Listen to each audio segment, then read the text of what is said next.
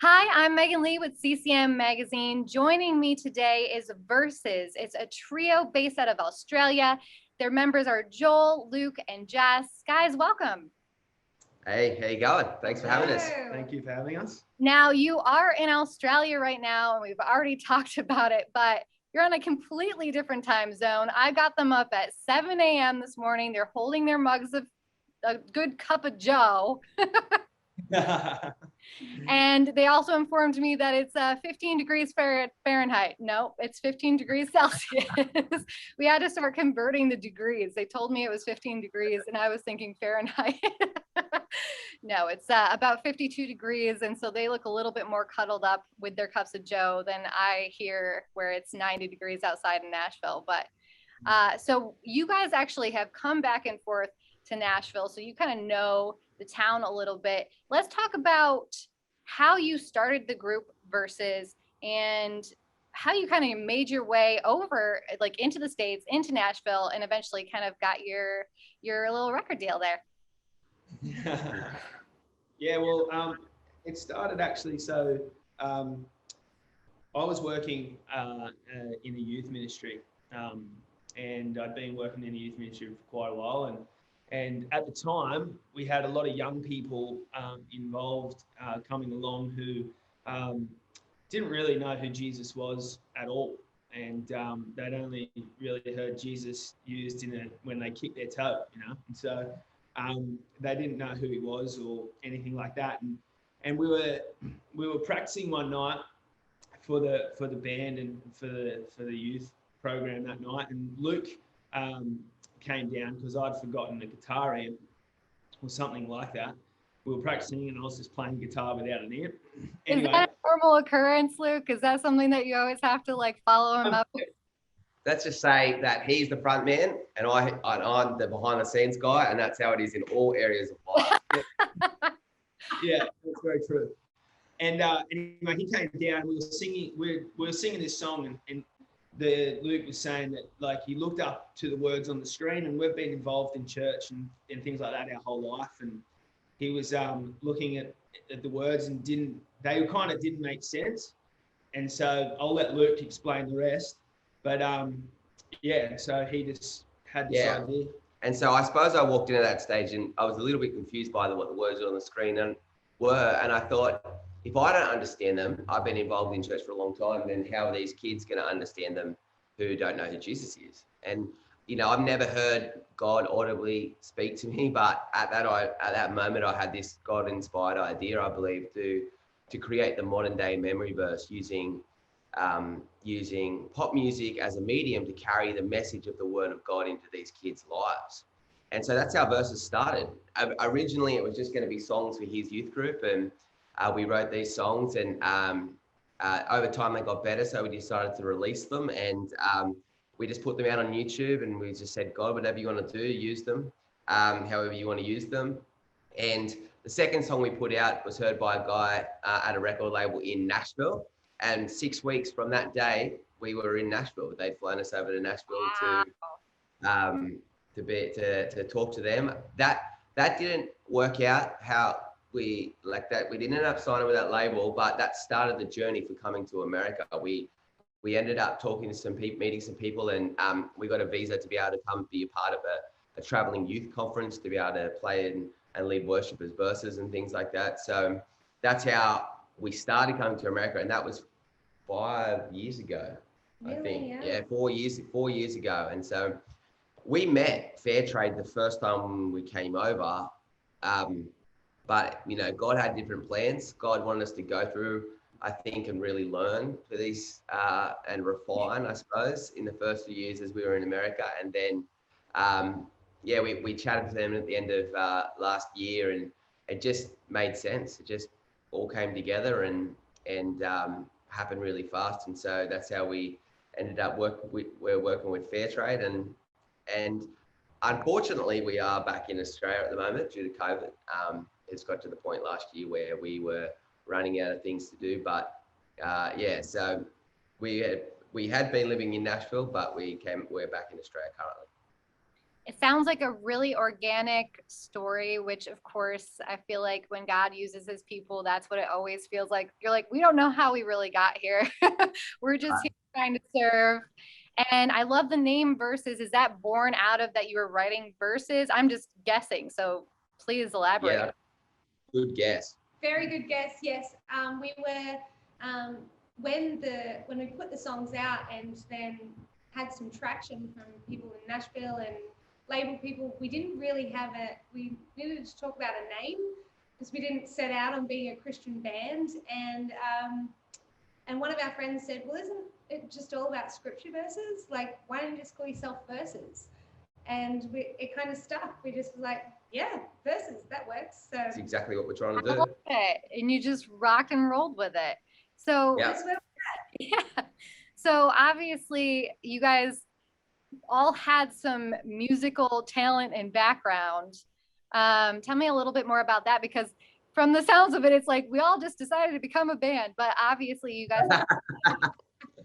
Well, we're actually a family too. So I am Jess's husband and Joel is my brother. So we are all connected. And so I sort of have made music as a music producer for a time. And I definitely wasn't focused on the more pop sound. I was definitely focused on a different sound. So I sort of have learned how to make pop music through making verses songs. And so that was my background. I was working as a music producer. And then I can't sing very well. So I definitely was like, well, when we write these songs, who's going to sing? And these guys... yeah, like if Luke could sing, I wouldn't be here. No. No, yeah. I grew up in church and grew up singing and at church and things like that. And then that's really kind of my background in music. And tried to play a little bit of acoustic guitar every now and then, learnt 4 chords and things like that. So I can play a little bit of All you acoustic. need is 4 chords, or actually 3 chords, and the truth is what they say. Good. Yeah, that's it. Love it. Yeah. Yeah, and I have been a singer all my life as well. But you're right. We weren't full-time musicians or anything like that. We had very normal jobs, and it was definitely a calling into this very different type of life. What a leap of faith. Wow. Super inspirational and super cool. It's kind of almost like, a childhood dream, but that came to life, like something that just kind of fell together. That's awesome. That's amazing. So let's talk about the debut single, Thankful.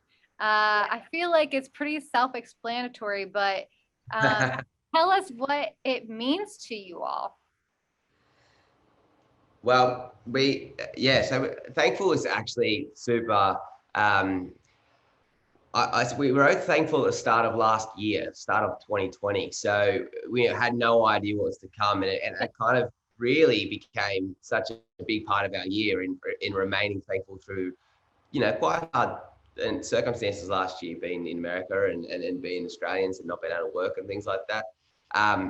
And so we wrote it as we were trying to really look for a song, and we were struggling a little bit. And it wasn't until we took a break and walked away that God really just put this on our hearts. Like really, I just sang this chorus and the melody for the choir part into the phone.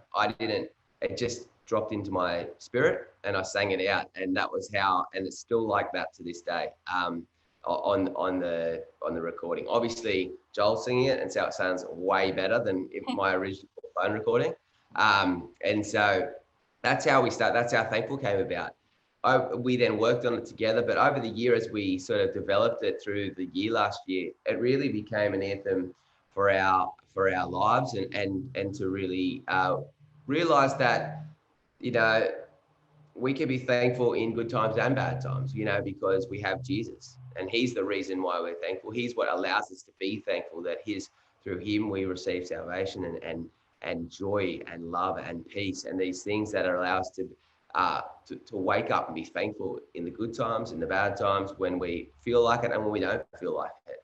And so it's become a very meaningful song to us, probably not for the reasons we expected it to be, and probably no one expected last year. And so But now we pray that as people listen to it, that they can experience that divine sense of thankfulness in their life, where they, you know, experience the joy and peace. And then it's like, I don't even know how this is happening, you know what I mean? But we understand that as we are thankful and we can walk into his presence, into God's presence, being thankful, we can experience these things, whether we feel good or bad in that day. I was gonna say it's a bop. So as much as it's called thankful, but it could be called joyful because that's how it makes you feel. Now you were mentioning that you didn't really produce pop music. Joel and Jess, is that the type of music that you sing? Is that the reason that you guys kind of went in that direction, or? I think we went in that direction because yes, we love pop music, but we do like a lot of genres of music. But we felt like that was probably the most accessible type of music for young people to hear and to get the message across, because it wasn't really about what was our preference, it was what was the purpose. And so that's the way that it went. It just turns out that I just love pop music too, so that works for me. You guys jam out on stage? I always see that you wearing kicks. I feel like you can like bop around on stage together. Always. Sure, we do our stretches before we go. gotta stretch the hamstrings out a little bit there, Joel. So are you guys, I've heard that you guys are returning stateside in 2022. So I'll ask you a little bit about that. But in returning stateside, since you go back and forth, I wanted to know, what does Australia do better than America? And what does America do better than Australia? Oh. I'll tell you what America does better than Australia. Barbecue, meat. Barbecue. I'm sure you got a lot of that in Nashville. Did you guys go anywhere else? Because we have like barbecue wars across different border lines in America. Texas. Like, drive down the road and like on the side of the road, there'll just be a dude sitting there with a big smoker, and you can pull over and get brisket or whatever it is. That you don't have that here. Yeah, the other thing they do really well in Nashville, and it's really not even here, is hot chicken. Seriously. Oh yeah. I mean a lot. I think because they do like shrimp on the bobby that you guys are. And They don't do that. and they don't even do that. That's definitely not a thing. It's just a saying that Americans say. An Outback Steakhouse is not a steakhouse here. It doesn't exist. We just have normal restaurants Just like steak. everyone else. What do we need to learn from you guys in Australia? What can we do? What do you do better? Well, I would say this isn't actually a changeable thing, but this is one reason why we love where we're from, Newcastle, compared to America, is we have amazing coastline. So the beaches here are some of the best in the world.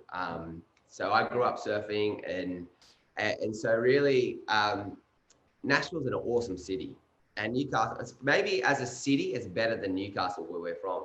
But when you add the beach that we live on, it really trumps most places in the world. And so, unfortunately, that's not changeable for Nashville. It's always going to be landlocked.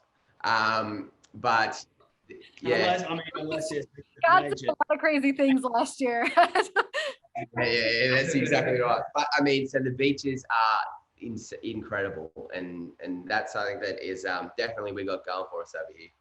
Absolutely. I reckon you guys do thrift stores better.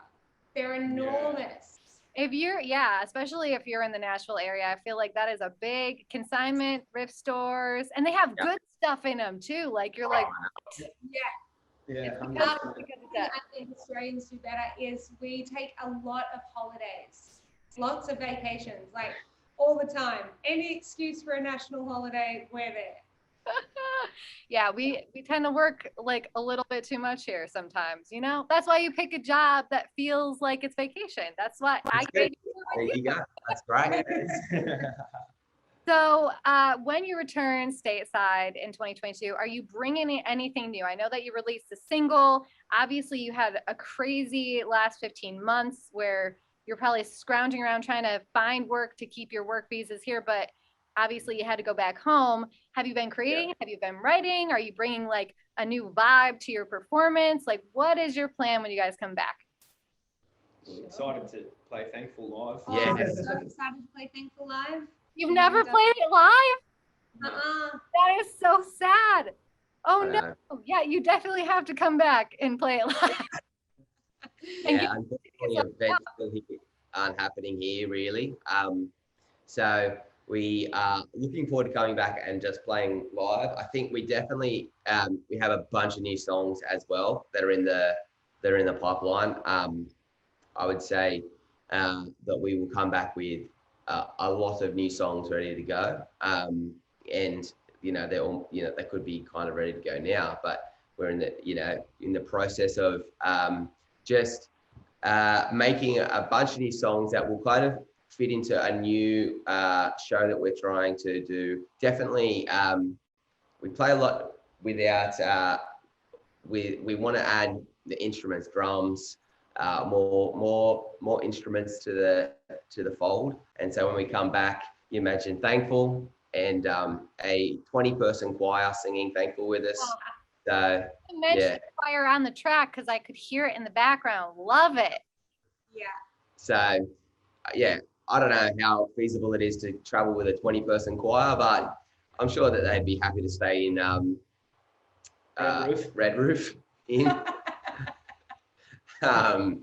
But yeah, so we'll come back with a bunch of new songs. I mean, really, we could come back and play none of our old songs and play Thankful onwards.